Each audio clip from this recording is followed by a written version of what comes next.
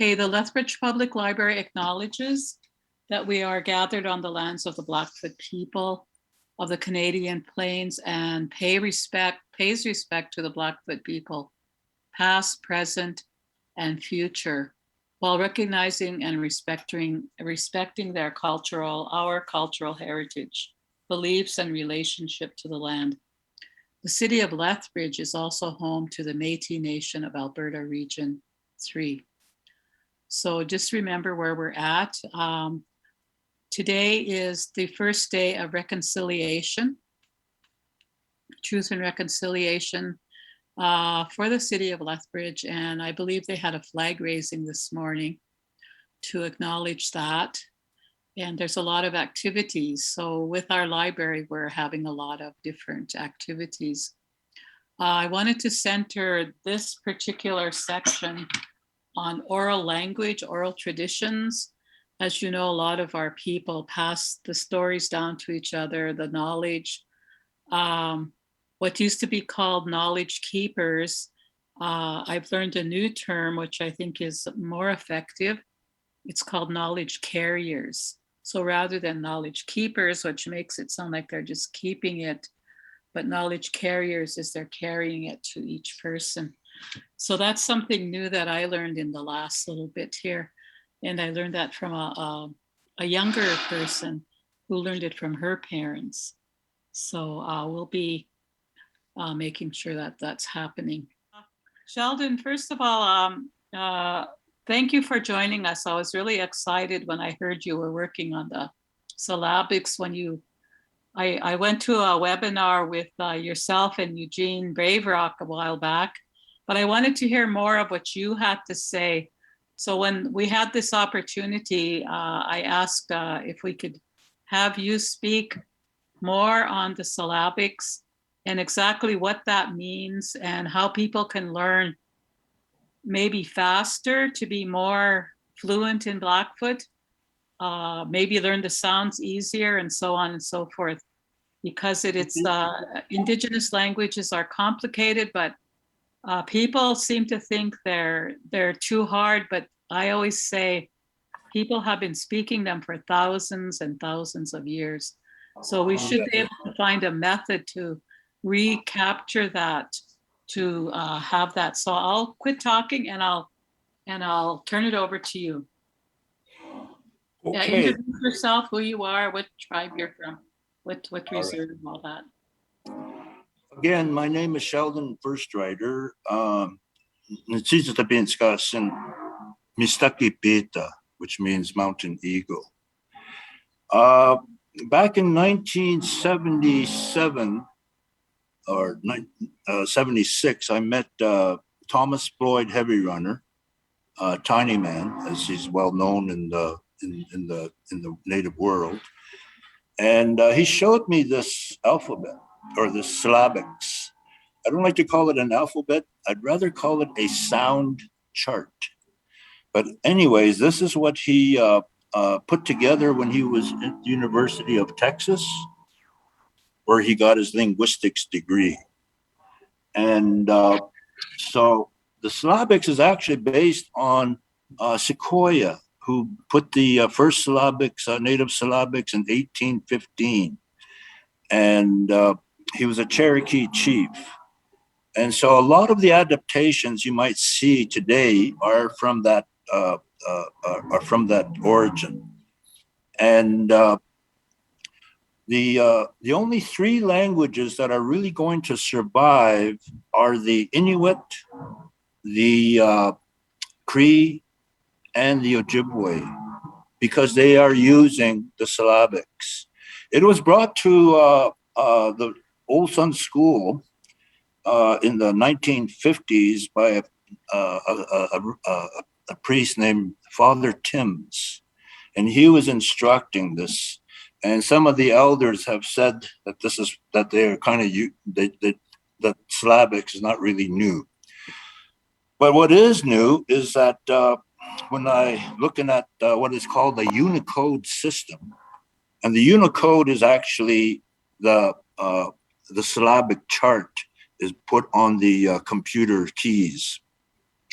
Anyways, We when Eugene was doing a presentation for Amazon, they gave us some uh, uh, technicians to adjust.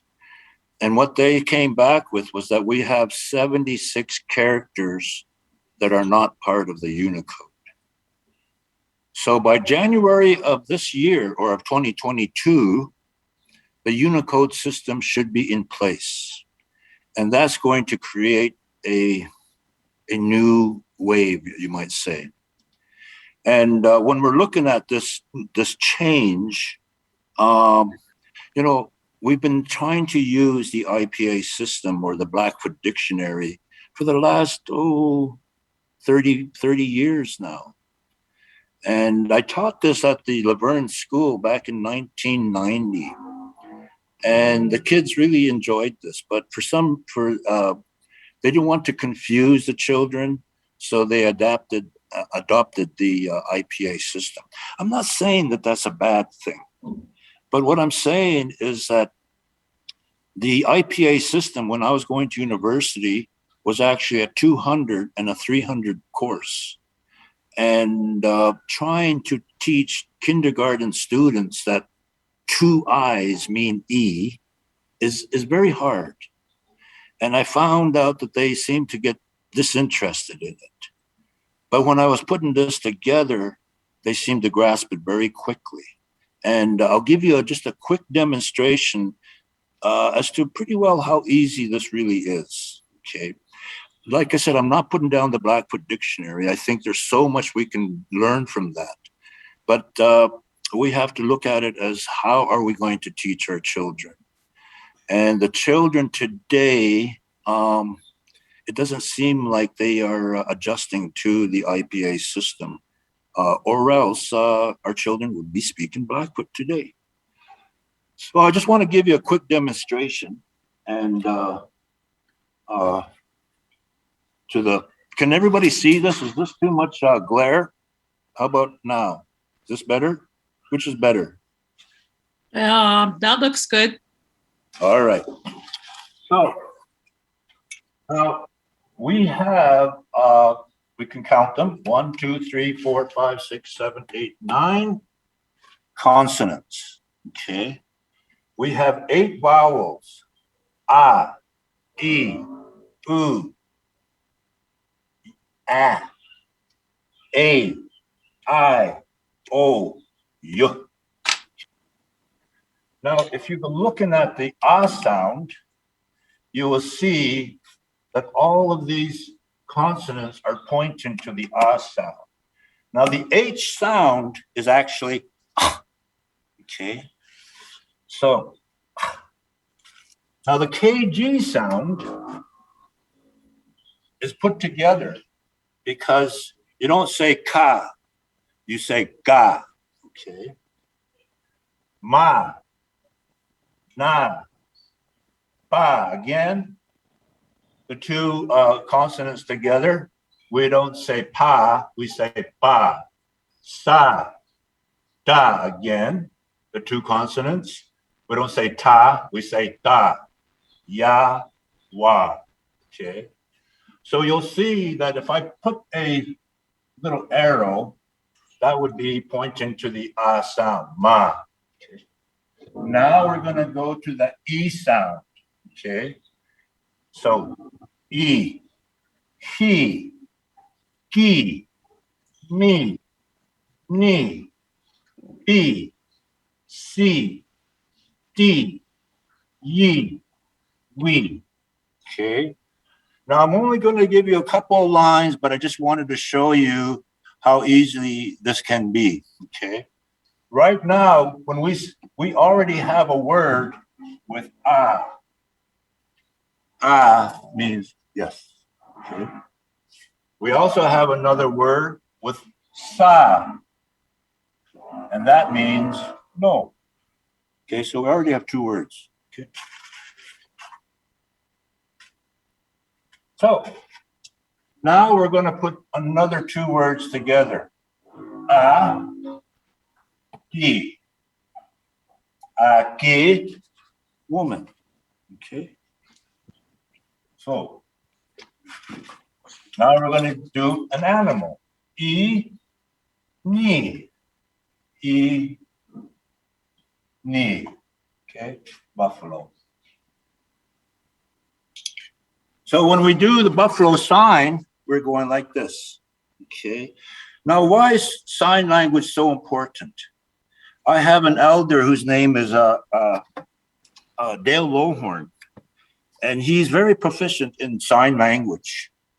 And when I talked to him about it, he said that when he's up in Siksika has a different dialects, a different way of expression. But when they speak to each other in sign language, they understand each other perfectly. So sign language is a part of our language. My Aunt Mary would always say, when they come to her to say, what is your dictionary? And she would say, sign language, because it's universal to all of the First Nations in North America, Central America, and South America. Okay. So sign language is also a very important part to the language. Now,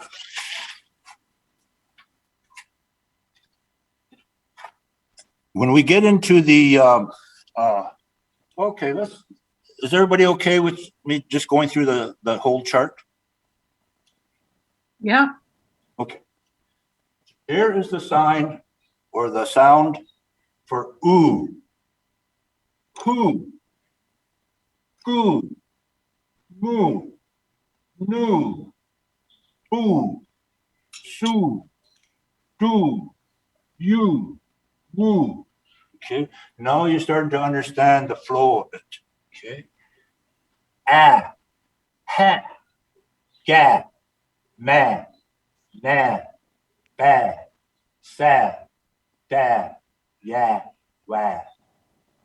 Okay. So they're all pointing to these sounds. Now we're going to go with a capital. Capital A. All that was added was a line. So now it becomes A, hey, gay, may, nay, bay, say, day, yay, way. Is everybody starting to understand it?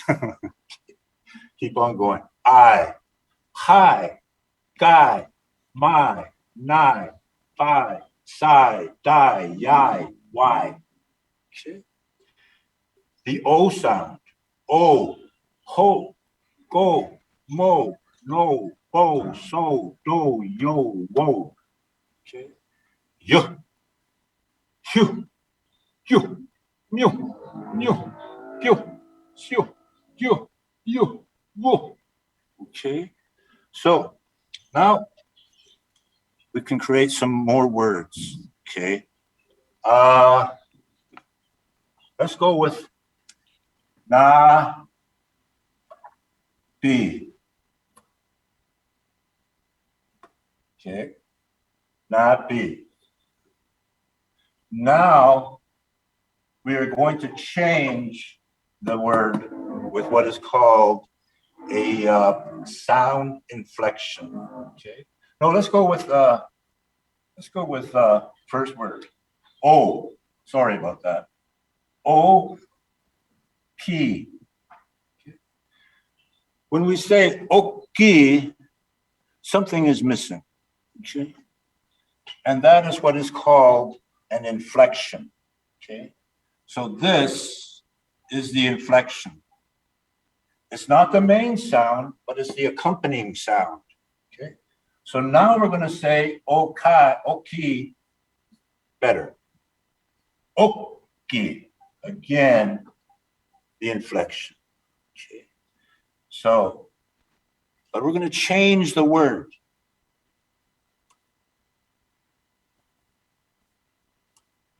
Oki, of course, means hello. But when we change the word with an inflection, which is this one, it now becomes oki. It's not the main sound, because we would be saying oki. We say oki. So now it becomes water. Okay. So oki. right? So these are what they call inflections. Now we're going to go with what is called a sound extension. Okay. First, I'm going to keep this here.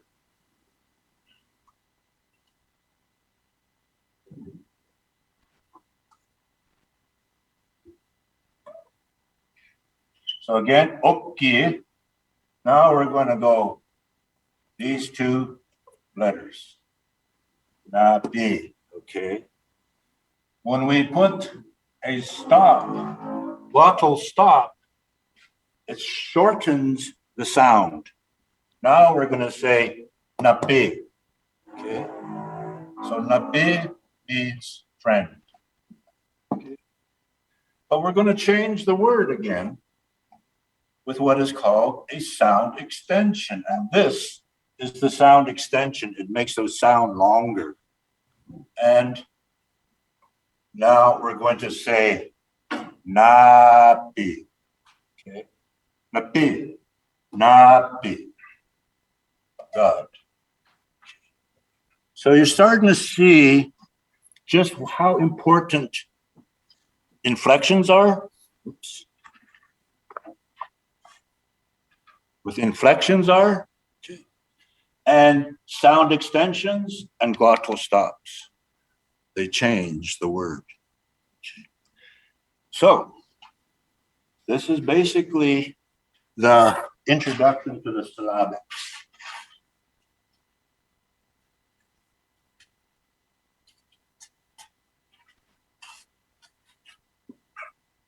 Okay. Behind us is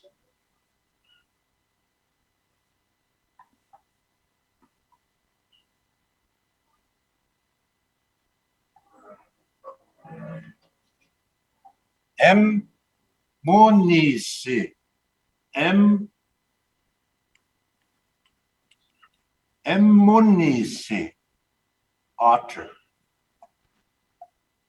An otter is the sign for otter is this. Okay. So otter. And that's what this is. This is the otter teepee. Okay.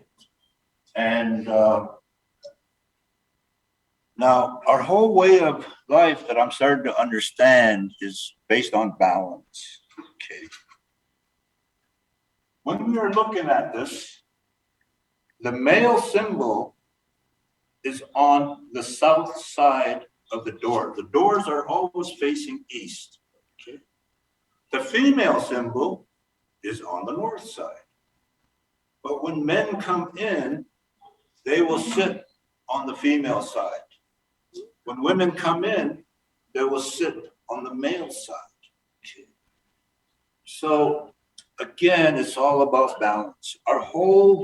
This is just a basic introduction to our anatomy. The triangle represents our heart. These rectangles represent glands. And the animal that it is associated with is the animal that helps you balance your glands. Of course, the kidneys. Okay. So these are all embedded in our language. The stories are embedded in our language. Just about everything has a story. When I would ask Dale about words and translations, and he would give me the word in Blackfoot, and then he would tell me a story about that word. And I thought, oh my gosh, everything is based on stories because that's how we learn, that's how we remember things. And so words also have a way of balancing our way of life. In the olden days, there was what they called akepos, okay, the old language. And in that language, you could not lie. There was very harsh consequences if you did. And so what evolved was modern day use of tools. When Europeans came, they gave us tools. They also gave us the gun. They gave us uh, screwdriver. I mean, just regular tools that we had to adapt names to. And so that's what is called the modern Blackfoot. TVs, computers, phones, those are all new words that we're having to adapt with. So you can see how we are having to adjust and why maybe it's kind of discouraging for students because there's so much involved. But the more you start to understand the language, the more you understand about our way of life that we call ni tsitapisini. Okay. Now, when we're looking at a teepee, we're looking at nitu yes, okay? And let's spell nitu yes.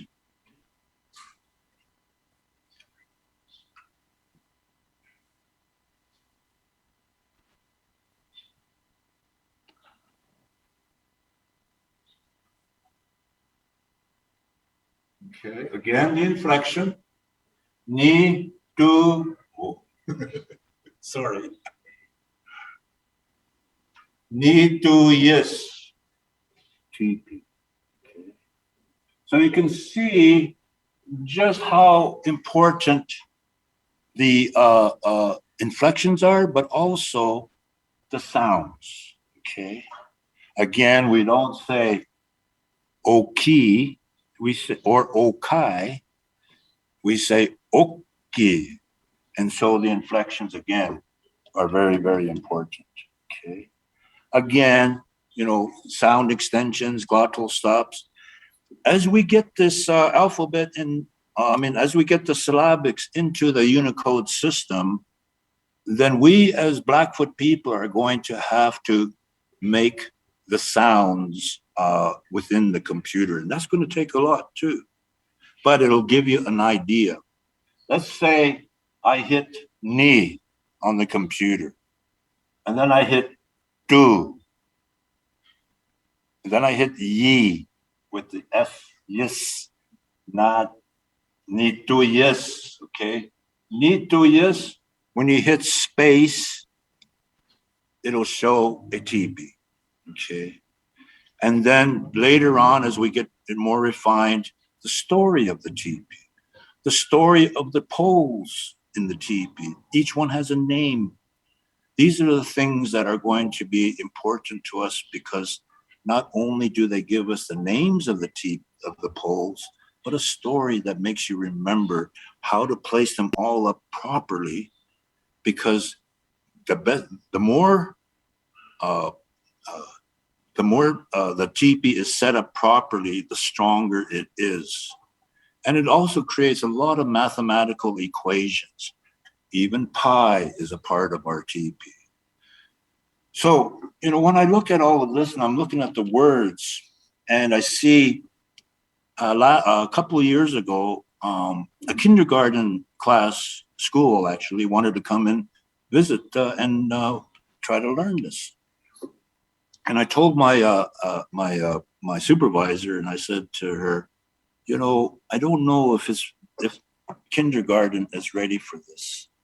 Are you sure that the school wants to try to come and learn?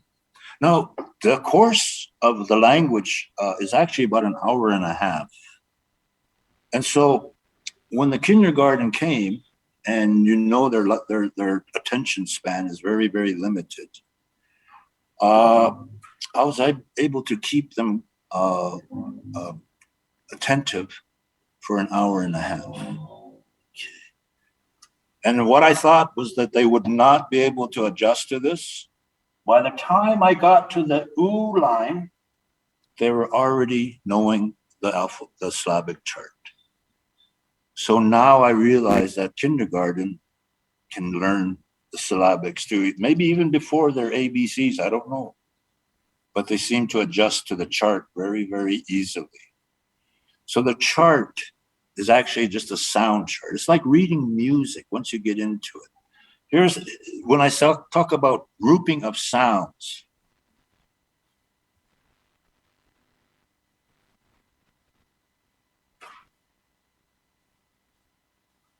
That is T.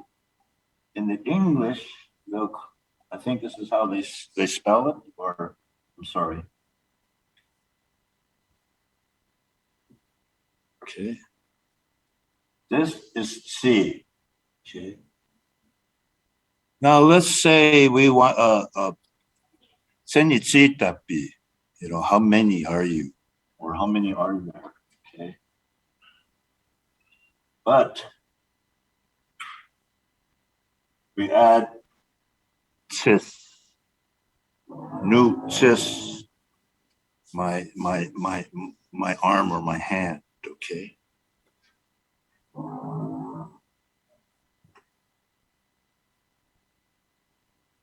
Tim, kitim, door, okay?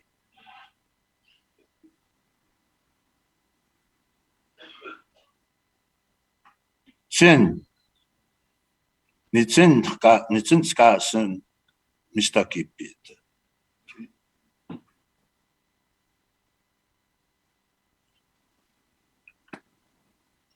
Chikino kitapi, the good people, okay?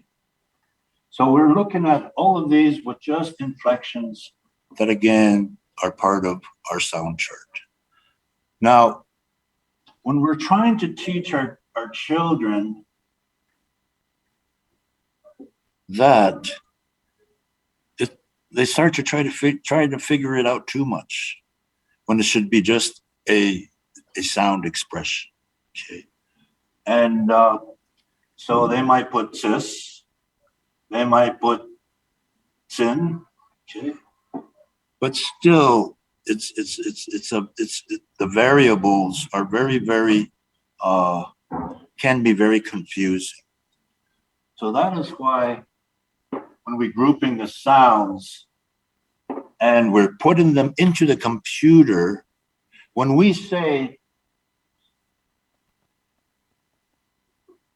aquí and we do this, okay, the space will give us that picture of a woman, and then the sign language with that with that with that with that with that word, okay. We are going to have to put all of these sounds into the computer so that as we are as we are typing, it is coming back with ki, space, the woman, okay, the sign language for the woman. Okay. So you can see how intense this is going to be in the next few years for us to be able to retain our language. So now, then we start to look at what my Aunt Mary is always saying to me when I ask her to translate a word. And she says, this is a translation, but that word could mean so many things. Maybe a facial expression, maybe a reference to a historical event, or just common words that can change as we go along, depending on what is being used in the context of that sentence. So again, we start to look at a thesaurus. So when the computer is hearing you talk or trying to put it in the computer, it's going to bring down a list of the thesaurus, and you're going to pick which one that is going to be what you're trying to say. So you can see we have a lot of work to do. But look at how thick that Blackfoot dictionary is. And I'm sorry, I know a little bit. I'm not saying I'm a I guess you could say, I'm not saying I'm an expert in our language. I'm learning just as much as you are. But at the same time, I'm also learning that the words themselves are power. And that's what's so exciting, is that when you start to understand how important the words were in our communication with creation.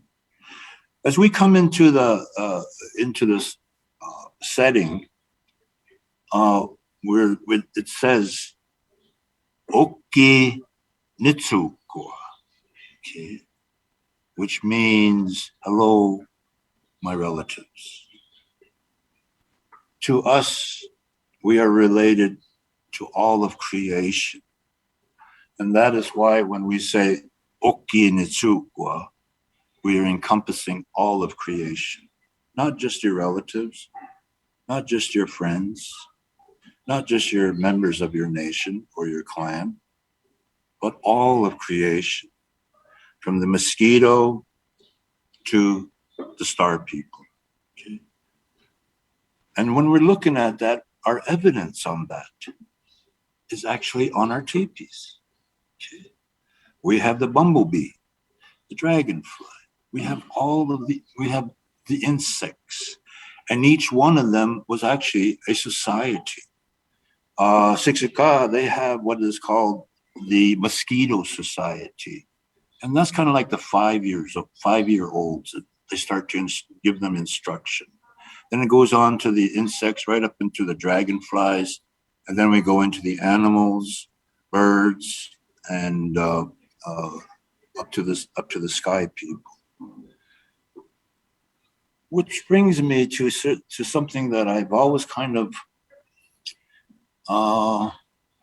maybe it's a fantasy, but to me, I feel that we are able to communicate with all of creation, and that is why they gave us our knowledge on our anatomy, on what medicines to use to balance your body. Again, balance is what makes us who we are. So there's so many things that we're going to be doing with the syllabics. We're already starting, and we've already created over 500 words, and we're with the help of the Blackfoot Confederacy, because I can't, one of the things is that the Blackfoot Dictionary is basically again a blood. Just created by our elders, and very, very thankful for them for doing what they did. And but it seems to have left out the Siksika dialect, the Piikani dialect, and those are so important. And with the blessing of the Blackfoot Confederacy elders, we will be creating our own audiovisual dictionary. If Siksika decides to, if Siksika hits the Blackfoot icon, then all of their dialects are going to be a part of their knowledge or their words, the same as Gana and Piikani. So we have a way to include all of the Blackfoot Confederacy, and it's a hard thing, but at the same time, it allows us more access to our knowledge of who we are, and how we can adjust to the complexities of our language. It is very complex, and it's like I said. Once we are able to adapt or adjust to modern Blackfoot, the goal, I think, for all of us is to be able to go back to the old language, because in that language we can understand why we do not, as to why it is a language of truth. My grandfather George, who's told many stories, would often refer to that. He would often say, if somebody came to us and told us the most fantastic story you could ever imagine, we would believe them, because we did not think anyone could lie. And so these are some of the goals that I would like to see sign language as part of our talking. I would like to see the thesaurus. I would like to see the sound being told back to you or the computer reading our sounds. I know it's kind of far-fetched, but I think that maybe in the years to come, as we all work together to develop our language using the Unicode, it would bring parent and child more closer together because they're both learning together. And that is what is so unique about the language that we are trying to bring about. There's so much that we need to do. And, I can't do it alone. And I don't want to even try to do it alone. But as we go along and we start to use the grant system, I guess you might say, but at the same time, I'd also like to see it in an economical way where all of the sites like Crow's Nest Pass, the Ninastico, the Chief Mountain, Riding on Stone, those will all have their in syllabics as we go along to all of these sites that people will see, so that at the same time, all they have to do is put on the chart, and they can start to use and understand the language. So, I see you, Linda. It means like it's time to go, time to finish. No, it's not. We can go a little bit further because I don't want to cut you off because we did get started a bit late, and there's nothing scheduled after us. So I believe that if you have more, I want you to finish your presentation, and then we can go into some questions. So if our audience wants to stay, we can give you another 10, 15 minutes after or Okay, more. how many are on today? We have 20, we had 24. So yeah, we have a good selection here. We're dropped down to 21. So Okay. some people might have to go somewhere, but that's okay because I just feel we need to make sure people get this information and that it's out there, and there's questions about where can I get classes and stuff. But I want you to finish first, okay? Okay. So now I've been working at Glenbow for the last 14 years, and I'm been doing mostly children that come in from the different schools, but I do go into outreach programs. And we did a calculation last year as to how many that I might have instructed, and over 120,000 children, and of course the public. And so Glenbow is a museum, so it took a little while for me to ask if I can also introduce the syllabics. And so 5 years ago, 6 years ago, sorry, we introduced the syllabics. And in the first year, the program was sold out. That the schools were just really, really excited about the language program. And so then I applied for a grant, and we came up with a mobile app.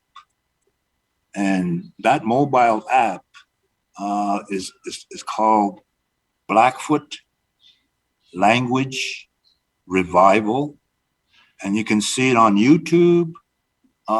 You can download it on your Apple apps, on the Apple App Store, and also on the Android. And it gives you the chart again, and it also has a few little games that we're going to be working on. So these are the, I guess you could say, these are what is starting to happen as we all start to get involved. So the app is now on Apple App Store and the Android. And again, you can see it on YouTube.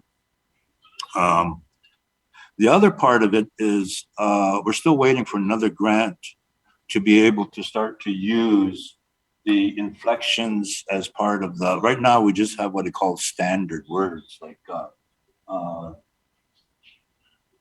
like aki, we've got about 300 words in just standard usage. So I'm applying for another grant to be able to start the audio visual dictionary. And with technology, now we're looking at augmented reality. And there's a book on writing on the stone, a children's book. And we're going to be using augmented reality to also tell the story. Eventually, we want to get into virtual reality. And that would be something that our children, our teenagers, our adults, our elders can all be a part of that. And that what it is the virtual reality is to me uh, is something that we practice for thousands and thousands of years. Remember how important words are, okay? And our stories. My grandfather used to say that he would have to sit in front of about 7 or 8 elders that know the story, and then he would tell the story. The elders would go off and talk amongst themselves and discuss the story to see if he told it right. If he came out, if they came out and said, sukapi, that means he said the story right. But if they came back and they said, matkwiki, but kitsitu chipsa, you added something to that story, or you took away out something from that story, and you can't do that. And so even if the story was 3 to 4 hours long, he would have to tell it all the way that he was instructed on how to tell the story until the elders came back and said, sukat. So you can understand that stories, just like everything else, is what is called a transfer. To the elders, they say everything is a transfer, from the plants to the animals to the star people. So these are the things that, I think are going to be able to help us in the future as we start to experience modern technology. Why I say virtual reality was something. Well, virtual reality was the word could put you in that ambience, and you could almost it would spring to life because you know where that story was actually coming from. So you could envision it. You could maybe shut your eyes or even keep them open. And the way and the art of storytelling would be so intense that it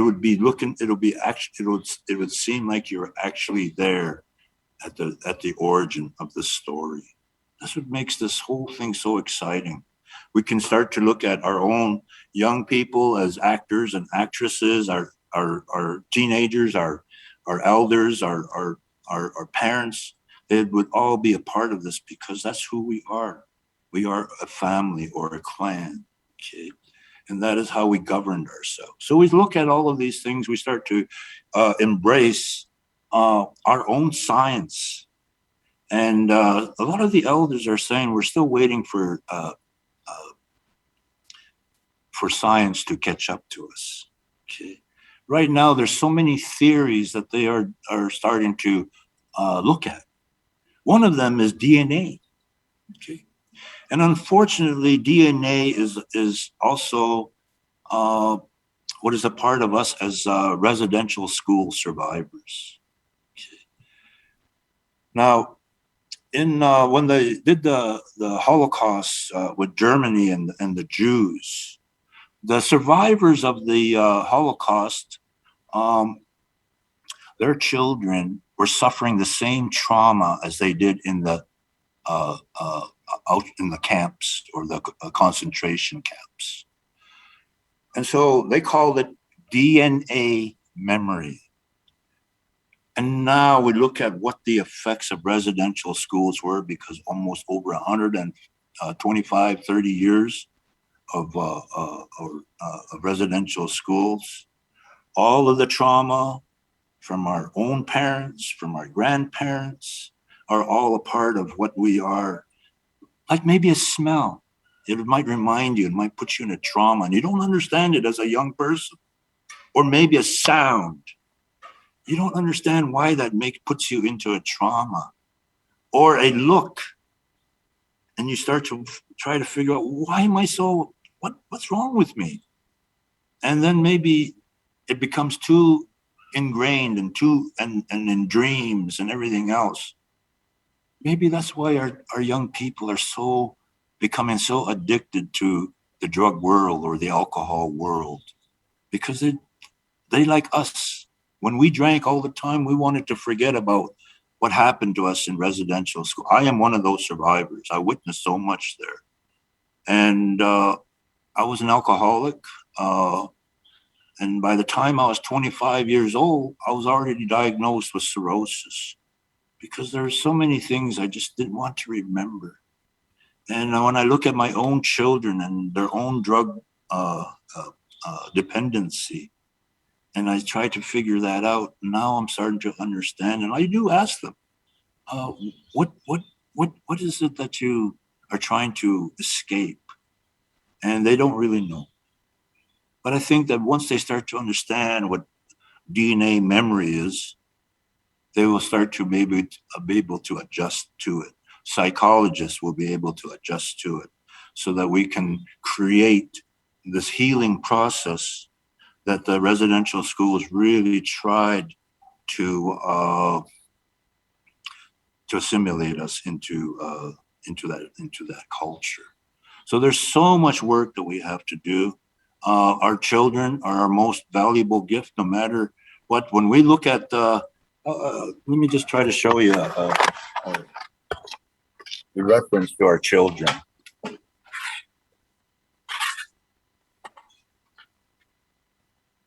That is Apani. I mean, not Apani. That is, I'm sorry, I have a rough time with this, but that is the Pleiades. And the Pleiades is a story of these boys who felt like they were neglected, and they turned themselves into stars, and the constellation they turned themselves into was the Pleiades. Okay. And that is basically a reference to us as parents. Okay, I'll keep it on there. When we would start to act bad as children, and our parents would start to yell at us or scold us, their own parents, our grandparents, would say to them, "You go look at these stars. They tell you of your duty to your children, to teach them good things, and don't neglect them, love them." But we did have our disciplinarians. And those were the ones who they would say, "All right, if you're not going to act good, I'm going to send you to your uncle or to your aunt." And then you would say, "Oh no, I'll be really good because they treat us so mean. They yell at us, they spank us, they make us work all the time." "All right, then you be a good boy." And so these are the ways that they would be able to, the main bond between parent and child is love and trust. The disciplinarians, well, they make us understand that in their own way. and that is how we are taught that respect, and which is so important. I look at the teepee as a way of knowledge too. And on the other side, we're looking at the Big Dipper, okay, or Iskitsikam. And those are the stories of our story of creation. Okay. So there's so much on a teepee, and that's just one subject. This is just one teepee. Think about it, there's thousands of teepees, and each of them in reference to communicating with creation. So you can see how much work is going to be happening. We've got sites that we need to, they're called markers, okay? And effigies that are being found of Napi. Blair, First Rider, my brother, is also works with Alberta Parks. And he goes and documents all of the sites that they find. And looks at the artifacts and recognizes them. So his site is Blair First Rider at Alberta Parks, and you'll see all of the sites that are there. So that allows us to start to look at maybe tourism as an employment factor, because once this COVID is over, I believe tourism is going to be the main source of economy for Southern Alberta, and we need to be able to address that too. So there's so much in the future that we can create just from our language. And I'm not saying I'm ruling out the Blackfoot dictionary, no, because that can be used in reference to. And of course, when we get into the higher education and we start to understand the IPA system, it would probably help. But right now, this is what is helping. This is what is helping the kindergarten students be able to say the words properly. And there was an elder that came up. Actually, there was a few of them, and they were here for a little for a conference, and they sat in on one of my presentations, a grade 2 class. And after the presentation, the elder said, Niskunni, these children, they're not Blackfoot, they're white, they're Africans, they're Asians, they're East Indians. And they know more about our history, know more about our words than our own children back home. In a ways, it was kind of enlightening, but at the same time, I was sad because our Mecca is our elders from our reservations. And these are why this language is so important right now. And so I know I've given you a lot, but there's so much more that are going to be encompassed with the language. And as we go along, we can all help. The young people can now go to their elders and say, can you tell me about this word? Do you know what this word means? And the elders will be able to start to connect with them. And the best teachers are our elders when it comes to kindergarten or grade 1 or 2, right up until we become elders ourselves. So this is a way to be able to influence our future of our language, and that is to speak it, to understand it, to enjoy the stories. Yes, they're going to be in English, but the main thing is that as we start to evolve, then we start to listen to the stories in Blackfoot, and they mean so much more with Blackfoot. Just to give you an idea, when I tell a story, and I will say to the children, I want to make a disclaimer. This story that I'm telling you is actually 3 to 4 hours long, but I shortened it into 5 minutes. So I took out a lot. I might have even added something. And when I do that, it becomes a myth, a legend, or a fairy tale. But if I did it the way my grandfather would do it, he starts off with a song. Okay. And then he'll start to tell the story in 3 to 4 hours. And then sign language. Okay. And also the old language was used. So these are the I guess you could say the fruits of our labor as we progress. So I know I've said a lot, and I know there's so much probably going in through your mind, and I believe this would be a time that we can look at questions. Okay. I don't know if I can see them all, but if Linda, if you could be Yeah, my I'll moderate them. First of all, I want to thank you for today. So what if we had a rough start? That's okay. That really doesn't matter. What's more important is the information that you've been able to, I know it's just the tip of the iceberg, but I just want to concentrate on the comments. There was one that said, fascinating. I studied phonics, and this is complex. I would love a whole course on this. So I think that's open for you.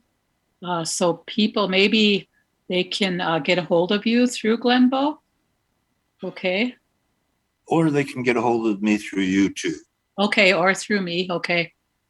All right. So here's a question. So to clarify, is this syllabic system used mainly as a teaching school, or will people actually use this to write the language? Sorry if Exactly. this was already said, but I've had some audio issues on my end. Okay. Exactly. It'll be used because, like I said, when you press ah on the computer, on the button, the letter will show and also the sound will show. So it becomes more progressive as we go along. Then you'll hit ki. And as you hit ki, then the sign language comes up. The woman will be standing there. Okay. So these are going to be a really important part of our teaching of our language because sign language is also a part of our language. But it also gives you more visual context. Okay. So Okay. yes, it will be. Another lady, she said that, Sheldon, thank you for this huge amount of knowledge. I have deep respect for your work. I live in Calgary. Is there somewhere in this city that one can learn the sign language? I fear I'm too old for the syllabics. Is that true? No, you're never too old for the syllabics because that is going to help you. That the syllabics is really again a sound chart. And once you get used to the sounds, then you'll be able to use it in context. And the reason why I think that the language is so important, especially here in Calgary, is because Elbow, Mohkinsis, and the Bow River, where they meet, is actually the start of our creation story. And so there's so many sites here in Calgary alone that we would use for our clans or our families. And it was a tree line from the rivers. And Nose Hill was used to look around to see where the trees were dead, so they can put their camps there. But they also realized that their camp area was also a designated camp for other clans. So you had to have that respect with each other. Across the river, of course, you would have other clans, and these are part of the part of the history of when the newcomers first came in to Blackfoot territory. And so there's so much to learn. There's so much to tell and know. The Slavics is not just for young people. Like I said, once you start to use it on a daily basis, it starts to become easier. And just practice. And the sounds will be there to help you practice. Again, when we start making our C sounds, okay, we will be uh,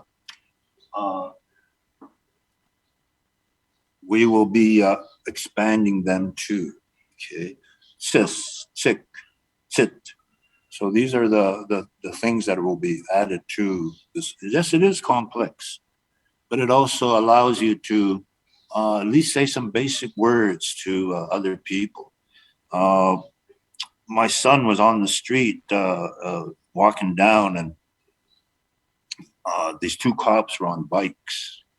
And as they're, and you know how we are with police, and the uh, uh, the one cop on the bike said, "Okay, na pi, sanita." And my son was so surprised, so shocked, and he felt so good that this policeman was talking to him in basic Blackfoot, even though he's also very basic to himself, but still, it made him feel good. And when we start looking at the sites, we also going to put them in syllabics because now we have a in Calgary, there is a statue called the Wolf and the Sparrows, and that is also in syllabics. There's murals that are in syllabics. There's, I mean, of course, the English version translation, but the syllabics is there. The the Sound of Music in town, that new building, it also has syllabics. So we're starting to. Calgary seems to be accepting our syllabics as part of their signage as we go along. So it's very exciting. Yeah. So again, you're never too old. Yeah, that's something that can block us. I know another man that he asked that question. Well, what are your blocks? Why are you scared to learn your language? What is it that's stopping you? So you have to reflect on that. Mhm. And a lot of people are afraid to make mistakes and get laughed at, et cetera, and so on. Yeah. So once we get over that, I think, then our young people will say, well, yeah, I'm supposed to know my language. So what's the big deal here? So that's just my parting thought. Anyway, I just wanted to, I think that's about it. There's one lady that wants to step out. She had to leave early. She's looking forward to checking out the Blackfoot Language Revival app, as I am. I'm going to do it. I've got the Begunny app, and I follow the Cutswood School as well in Browning. Oh, yes. And there's also an app through Leo Fox through Nanastico, their center. So there's been a lot of starts, but I think each person has to pick up the baton or whatever you want to call it, the ball, the hockey stick, and the hand game. No, Oh, and yes. start, yeah, and carry it on. To pass that on to each other. So Right. we don't have any more questions. There's just been a lot of people really wanting to learn this. The more I talk about it, at our library in Lethbridge, just so you know, we have put up signage for each of the areas, like the children's services, the teen zone. My area is called Bitois, Eagle's Nest. And we just did a thing on the teepee, Nitois. Uh-huh. And we handed out kits, and they were gone like by the third day. People are just so eager to want.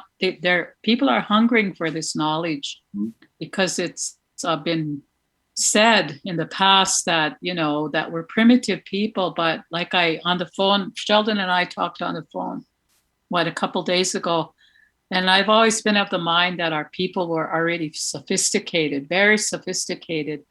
And you can, just listening to you, Sheldon, how each sound leads to another part of the story, is something that we know as Indigenous people, but it's only a sound when you don't know the background of that particular sound. It doesn't make sense. And then all of a sudden you can see the connections. Yeah.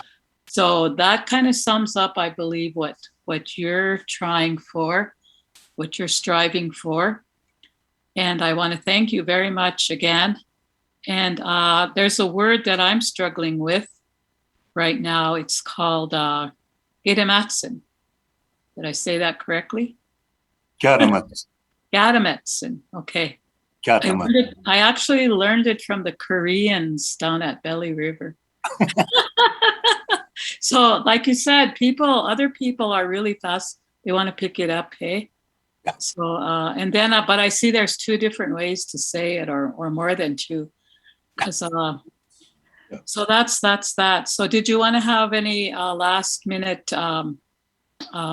thoughts or conclusion? And then I'll say what we're going to be doing throughout the rest of the week. Well, to me, I would encourage the young people to become more involved.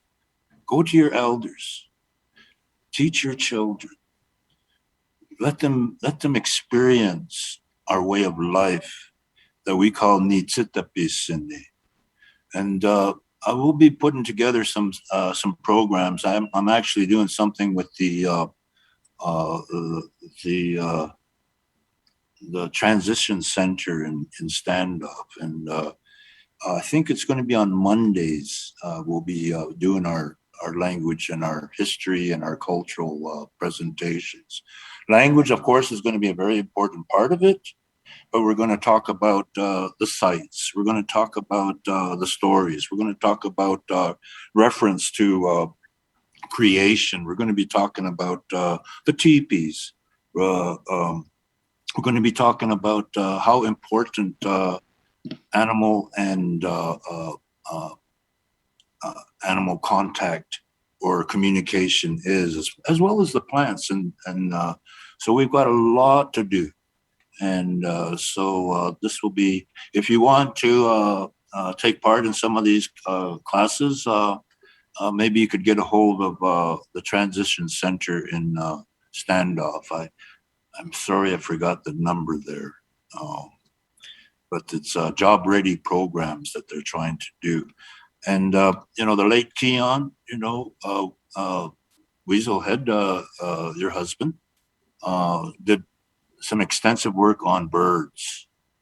And those are things we'd like to follow up on too, because there's so many different, I think there was 84 birds, but from those birds are different species of birds, just like the fish. And we'll be going into all of these names and, of course, the stories that are attached to these names. There's an origin story. And yeah, we're very excited about the next few years. And young people, please, try Mhm. to try to learn and also understand why you have some trauma that you don't really understand, because it all stems from us as residential school survivors. And that way you can kind of adjust to it and heal from it, because it's going to take a long time to heal. The residential schools really did their job, and that was to make us ashamed of who we are. Now we're starting to learn that we've known about pi for centuries, thousands of years. We know about uh, the theory of shape shifting. Look at Marvel magazines and Marvel and DC comics. It's all about shape shifting, and to them it's a fantasy. But with us, it is a part of who we are. And and just look at interdimensional travel. There's so many things that the Europeans discarded because they thought we were just nothing but savages. Look at what could have happened if we all worked together. What kind of a world would we really have if we all understood that each one of us is just as important as the other? And that includes the insects, right up to, of course, the sky people, but to humans too, because we are the ones who have destroyed this earth. We're the ones who have destroyed and annihilated and made other nations extinct, all because of folly and ego. And that's sad to heal from, but we can. The more we know, the more we can heal. And so that is my closing comments to the young people. Look at everything that you can, question everything that you can, and try to understand that your duty is to your children. The children are our most precious gift. Even when we're looking at uh, uh, what is inside the womb, we already knew that it was already a person. And we're very, very strict about making sure that no trauma affected the child in the womb. And we've known that for thousands of years. Now it's just starting to unfold in psychology and of course, child development. So we got a lot to talk about, a lot to answer. And there's so much knowledge that our elders have. And when we start to talk about their bundles or their, not their bundles, but their transfers, they start to also want to know more about their transfers so they can give more and a better explanation of them. So yeah, we have a lot to do And I'm sorry I kind of went over your time. No, no, that's fine. Time is relative. E equals MC squared. Yeah. Anyways, I just want to promote some of our upcoming people that are coming in.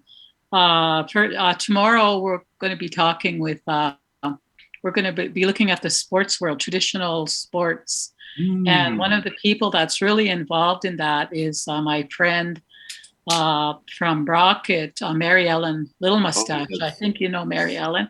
She's Yes. been doing a lot of work trying to do things authentically, trying to make things the way they were before, and how the words, again, like you said, the words have a story that goes with each one. So join us tomorrow at 2:00 to hear what Mary Ellen has to say. I believe she's going to demonstrate a few things. I'm going to talk with her as soon as we're done here. And she's been in the library a couple times to help us do this and that, especially with the hoop and arrow game. Oh, That's yes. been something that I find really fascinating. I'm not physically able to do that anymore, but I can sure cheer people on. And then on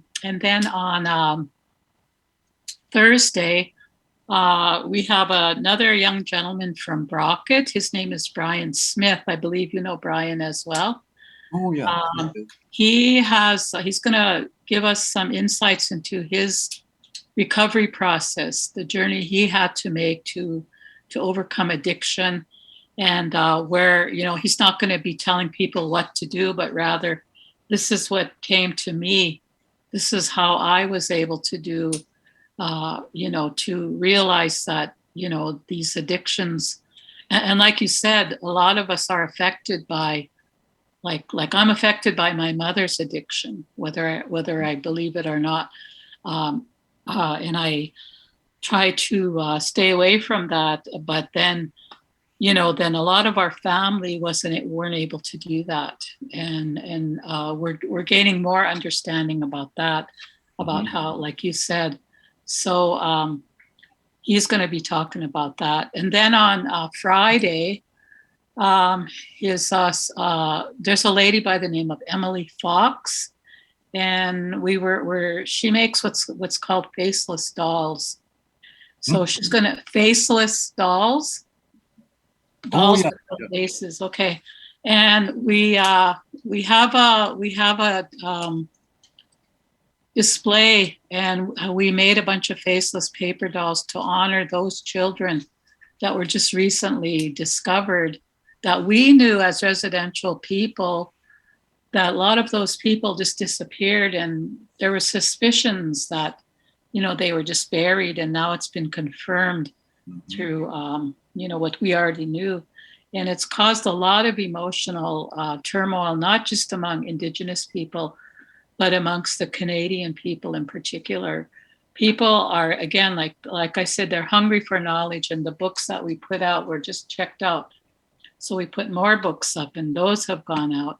So we're going to be able to see how maybe by making a doll, it's a healing, And there is a picture of a young Blackfoot woman at writing on stone, and she's holding a faceless doll. There's no explanation as to who she is.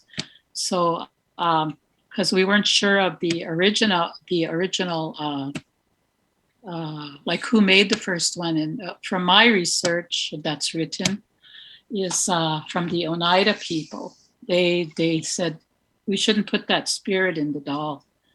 So something like that. In the Amish believe the same thing, that we're all equal in the eyes of God. So you don't put faces on dolls.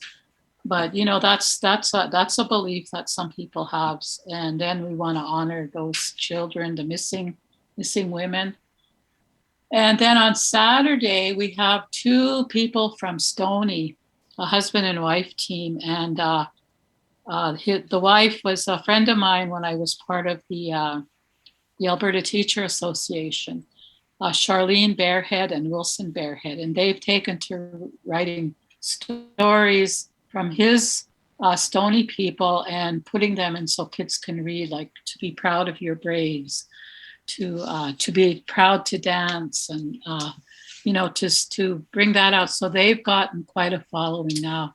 So Saturday around 2. Oh, Brian and Emily will be on at 6 o'clock in the afternoon because they both work. So we've changed that to the evening. But check the schedule out on our website, on the Word on the Street website, on the Lethbridge Public Library webpage, and you'll see a lot of that.